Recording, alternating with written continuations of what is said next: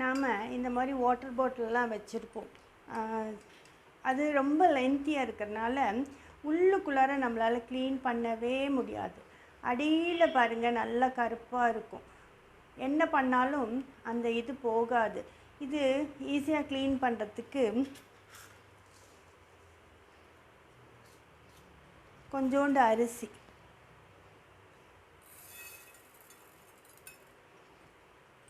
கொஞ்சம் கல்லுப்பு,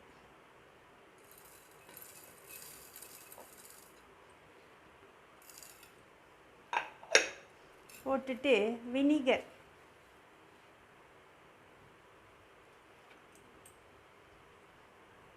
கொஞ்சமாக,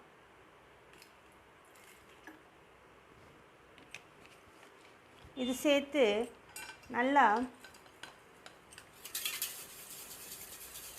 அடியில்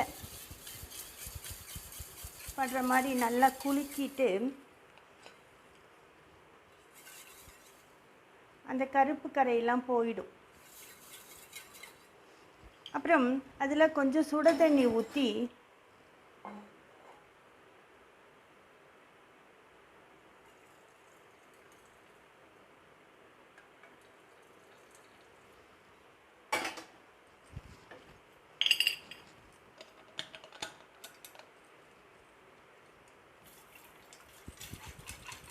நல்லா குலுக்கி மூடி வச்சுட்டு ஒரு 1/2 அன் ஹவர் கழித்து கழுவுனிங்கன்னா நல்லா சுத்தமாகிடும். ட்ரை பண்ணி பாருங்களேன்.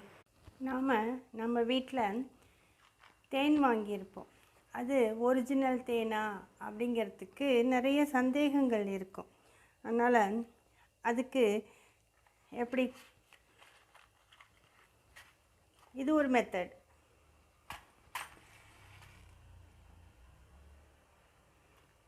வெய்ய காலம் வந்துருச்சு, கரண்ட் அதிகமாக போகும், நிறையா மெழுகுபர்த்தி யூஸ் பண்ணுவோம். இந்த மாதிரி யூஸ் பண்ணுற மெழுகுபர்த்தியை நம்ம யூஸ் பண்ணாமல் வச்சுருக்க இந்த மாதிரி கப்பு, ஸ்டெயின்லெஸ் ஸ்டீல் கிண்ணங்கள் ஏதாச்சும் இருந்தால் அதில் வச்சிட்டிங்கன்னா அந்த மெழுகு அதிலே உருகி உள்ளார போகும். சாரி, எத்தனை தடவை பற்ற வைக்க வேண்டியதாக இருக்குது. இந்த மாதிரி ஒரு கேண்டில் எடுத்து இந்த மாதிரி நம்ம யூஸ் பண்ணாத கிண்ணத்துக்குள்ளே வச்சிட்டிங்கன்னா அதில் விழுகிற மெழுகு வந்து வெளியில் தரையெல்லாம் வீணாகாமல் இருக்கும். அது அதிலே கலெக்ட் ஆகும்போது அதில் ஒரு திரி போட்டு வச்சுக்கிட்டிங்கன்னா திருப்பி ரீயூஸ் பண்ணுறதுக்கு வசதியாக இருக்கும். இந்த மாதிரி ஒரு பேப்பர் எடுத்துக்கோங்க.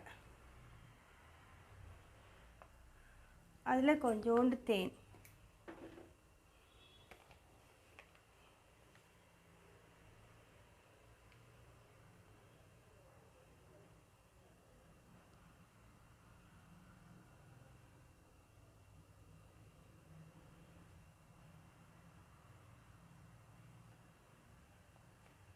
இந்த மாதிரி பபிள்ஸ் வரும். ஆனால் பேப்பர் எரியாது. உங்களுக்கு வீடியோவில் தெரியுதான்னு எனக்கு தெரியல.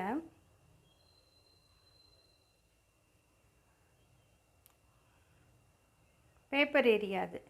பட் இந்த மாதிரி ஒரிஜினல் தேன்னா இந்த மாதிரி பபிள்ஸ் வரும். இந்த மாதிரி பபிள்ஸ் வந்தால் இது நல்ல தேன் அப்படின்னு அர்த்தம். இல்லாட்டி பேப்பர் எரியும். பேப்பர் எரியாது. ட்ரை பண்ணி பாருங்களேன். நமக்கு ஆல்ரெடி சம்மர் ஸ்டார்ட் ஆயிடுச்சு. ஃப்ரிட்ஜில் நிறையா வைப்போம், டம்ப் பண்ணுவோம். இது வந்து நான் பேப்பர் எப்போயுமே வச்சுருப்பேன், மேக்னெட் வச்சு. ஏதாச்சும் க்ரோசரி ஏதாச்சும் தீர்ந்துருச்சுன்னா வாங்கணுன்னா நான் டக்குன்னு இதில் நோட் பண்ணி வச்சுருவேன், மறக்காமல் இருக்கிறதுக்கு. அதுக்காக தான் இது. என்னோடய ஃப்ரிட்ஜ் நீங்கள் ஏற்கனவே பார்த்துருக்கீங்க. நம்ம ஃப்ரிட்ஜில் வந்து நிறைய டம்ப் பண்ணுவோம். அதுவே நம்மளுக்கு கரண்ட் பில்லை அதிகப்படுத்தும்.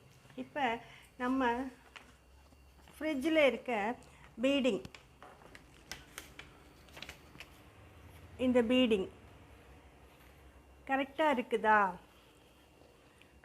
அப்படின்னு நம்ம பார்க்குறதுக்கு இது வந்து கரெக்டாக இந்த பீடிங் கரெக்டாக இல்லைன்னா கூட நம்மளோட ஃப்ரிட்ஜு வந்து அதிக கரண்ட் செலவழிக்கும்.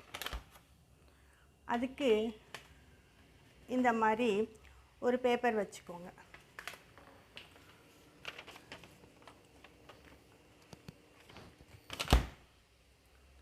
இந்த மாதிரி பேப்பர் வச்சுட்டு அந்த பேப்பரை இழுத்து பாருங்கள். ரொம்ப ஈஸியாக எடுக்க வந்ததுன்னா நான் இழுத்து ரொம்ப கஷ்டப்பட்டு தான் எடுக்க வேண்டியது இருக்குது. ஆனால் ரொம்ப ஈஸியாக எடுக்க வந்துச்சுன்னா நம்ம ஃப்ரிட்ஜோட அந்த ரப்பர் பீடிங் வந்து சரி. நான் கீழ் டோர்லேயும் இப்போ ஒரு பேப்பர் வச்சுருக்கேன். ரொம்ப ஈஸியாக வரல, கொஞ்சம் ஃபோர்ஸ் பண்ணி எடுத்தால் தான் வருது. பேப்பர் இப்படி ஈஸியாக எடுக்க வந்துச்சுன்னா, நான் இப்போ ஃபோர்ஸ் பண்ணி எடுக்க வந்துச்சுன்னா அதோட பீடிங் கரெக்ட் இல்லைன்னு நீங்கள் அதை வந்து கரெக்ட் பண்ண பாருங்கள்.